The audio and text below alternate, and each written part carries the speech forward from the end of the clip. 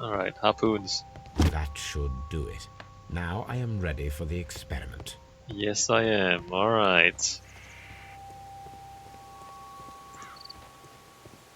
But the bond certificates are still gone. Whitechapel Butcher. Yeah, I mean, look at this. It's just loading screens. One after the other. Oh, hi. Alright, well, that's kind of a pig. Is that the head? Alright, well, there's the head of the pig. And the body is hung up for us.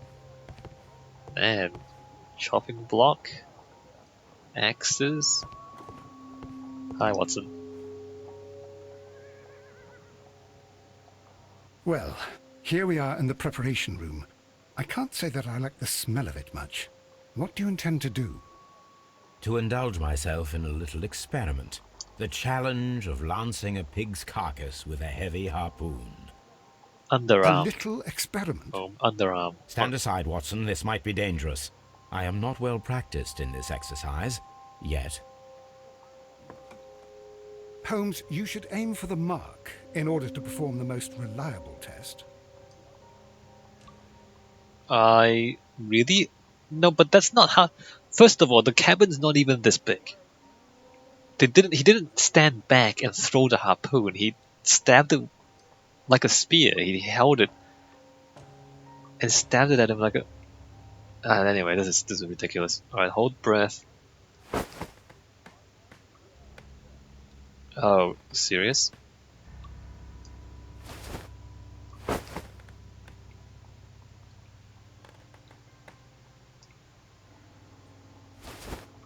Okay. Well, you have to. The harpoon has struck the body, but with insufficient strength to pierce it straight through. Right.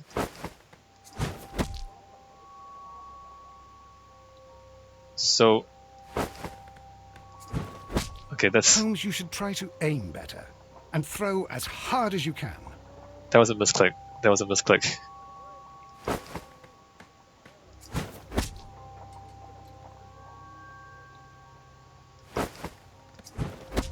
The harpoon has... Alright, that was a misclick. So it gets easier.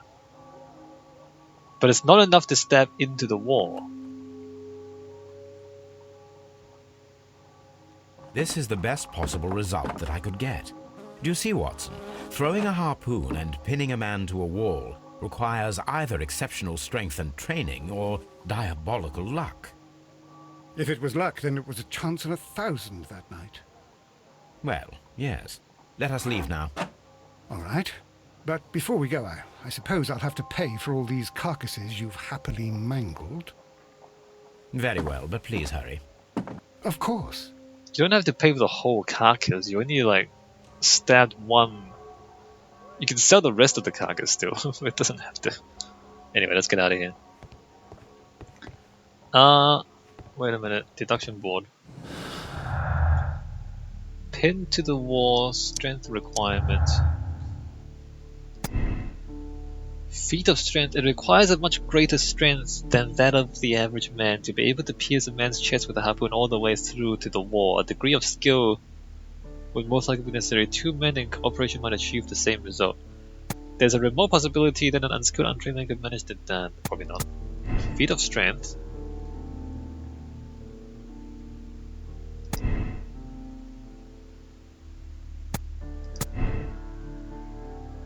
Wait, how does that join up?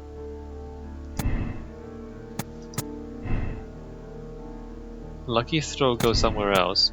Feat of strength. Stolen valuable papers. Looking for papers. Yeah, so he wasn't looking for the notebook because he said he thought it was at the hotel.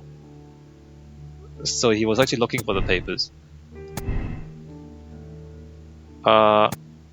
Victim of circumstances. Okay, we're still missing a bunch of stuff.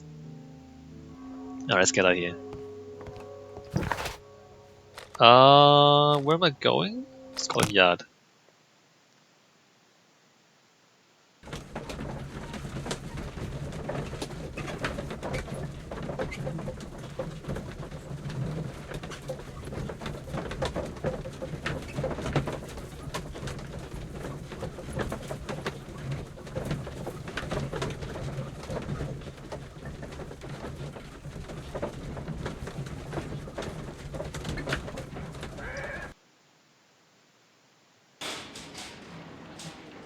Oh, look, the people have changed.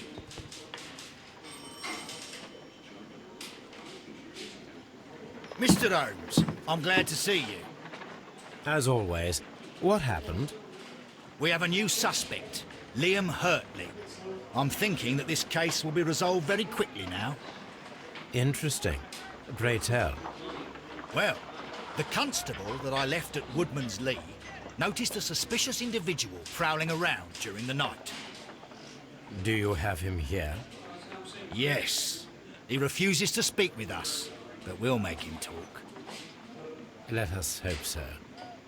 Ah yes, and one more thing. The constable told me that at the time of his arrest, the fellow was writing a letter. Do you have it? Of course. It's in the evidence room, at your disposal. Admit that for once, Mr. Holmes, Scotland Yard is a step ahead of you, eh? Breathtaking. He was prowling around and writing a letter when you caught him? What does that even mean? How is he writing a letter? Alright, there's another suspect. Another guy. Oh, These are the suspect's belongings. he doesn't take the shoes off him. Alright, we're gonna match his boots. Liam Hurtley's old boots. They're a size 9.5. Right. Stained letter. The stains are fresh. They can be removed with the proper chemicals. A pen. Nothing unusual about it. Okay. So the game just randomly adds a person.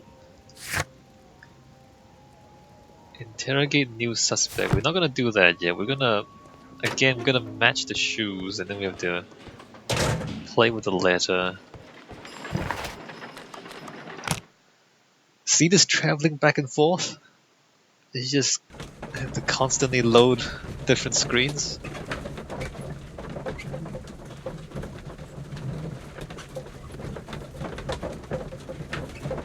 Not sure if I'm a fan of this. All this back and forth. Also, the buildings outside are flat textures. If you pay attention, you can see it's not actual geometry outside the window.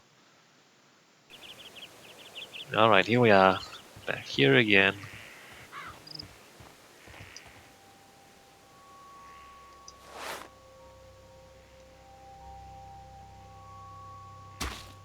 These boots match the footprints exactly. Alright. Alright, got him. Got him. I don't know though, like it's like I mean the game gives you a set of clues, right? Like it gives you a set of parameters. And then as you're in the middle of assembling them, it just gives you new parameters. Like we didn't actually catch this guy. Like the police caught this guy, so you just add new evidence and new suspects into the story without the player's intervention at all. I'm not sure if I like that either. It's like stuff's happening without us having to do any work for it. Although I suppose it's more realistic. It feels off because in a game you want to be in control, but then realistically speaking, this is how the real world kind of works. Like things happen not necessarily because of you sometimes, right? Oh, it wasn't here. I need to prepare a chemical agent that is capable of removing fresh ink. For this purpose, the chemicals from the flasks should be combined in a certain order to perform a chain reaction. First condition, all 7 reagents should be used. Second condition, orange reagent should be the third one in the sequence after the blue reagent. Third condition, colorless reagent should be added after the orange reagent. Okay. 1, 2, okay. 7, right? So the colorless one. Okay. So we're talking about blue, green. Oh no. blue, green, blue, yellow, white, yellow. Blue, is that right? Blue, green, blue, yellow,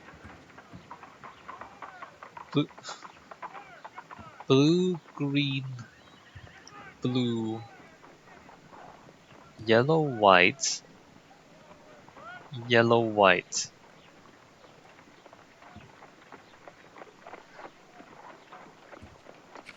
Wrong one. Put back. Blue, blue,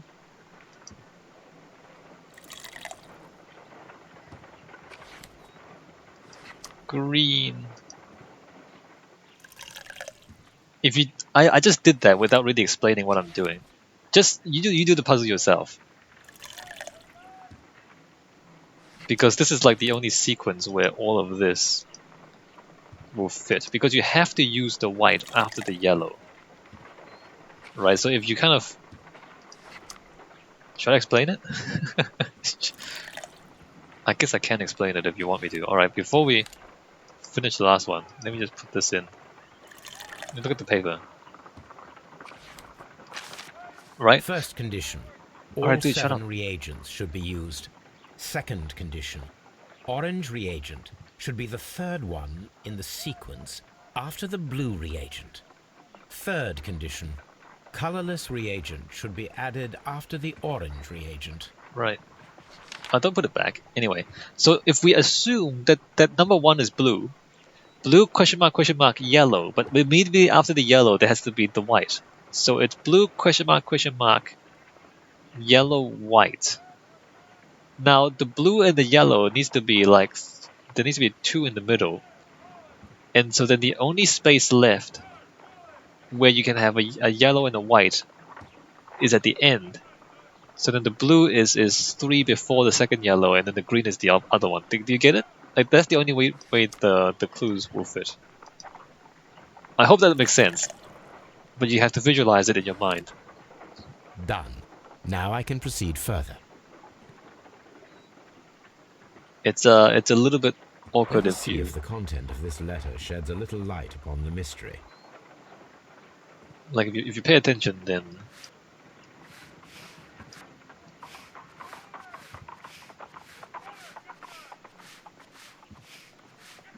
I did as you asked and hit them well, but I beg you to reconsider. Ion, ISW, and remember our vows. I have done nothing dishonorable from which you something me. I did as you asked and hid them well. Interesting. How would Hurtley react to this? Begging to reconsider. Remember our vows. I've done nothing dishonorable. Right. Okay. Well, there's that. No gardener. Hurtley's footprints. All right. Let me just question the guy before we try to do anything else.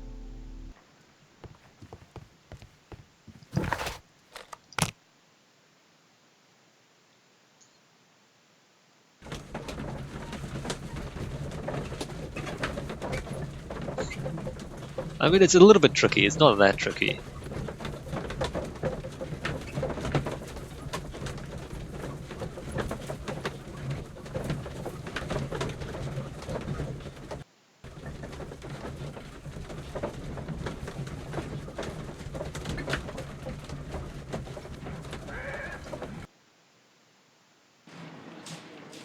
Alright.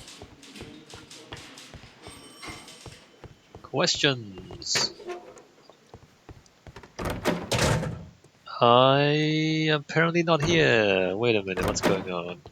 Oh, hi, there you are. Please escort this suspect for interrogation. Oh, I can choose who to question?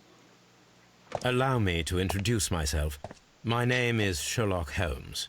I would like to ask you a few questions. I've already told the police that I've nothing to say. And you're not even part of the police. Precisely. And considering your situation, it might be wise to speak with someone who is, shall we say, rather more neutral. You are a suspect in a murder case. I know.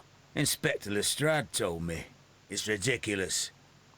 Could you at least tell me who you are, and exactly what happened that you should be brought here? My name is Liam Hurtley. That I can tell you. But you're not getting any more than that. Well, we shall see. Let me just profile him before we do anything else. Apparently his hair is not a clue. His nostrils are not a clue. Neither are his eyeballs. Oh, stubble. Old scar? I can't even see the scar. Wait, what scar? Oh, there. Yeah, see, there's the scar. Hey, nice suit, bro. His butt. Well, not really. Handkerchief with a crested tit. Interesting. His crotch is not a clue. Pants. Plant remains on his pants. He's got shoes on. I hope he took his shoes. And then his hands. Gardener's hands. Fascinating.